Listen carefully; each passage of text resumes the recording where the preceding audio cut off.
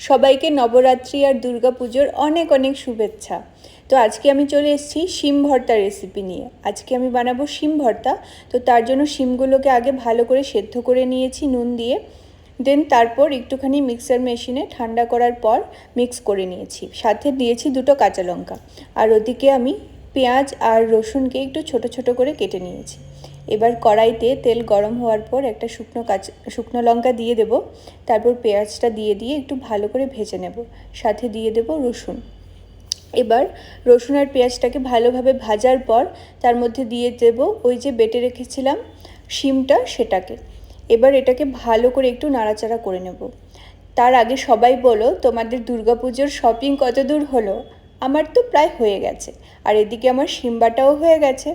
তো এবার ভাতের সাথে খেয়ে একটু দেখি কেমন হলো। খেতে কিন্তু দুর্দান্ত হয়েছে, তোমরাও ট্রাই করে দেখো।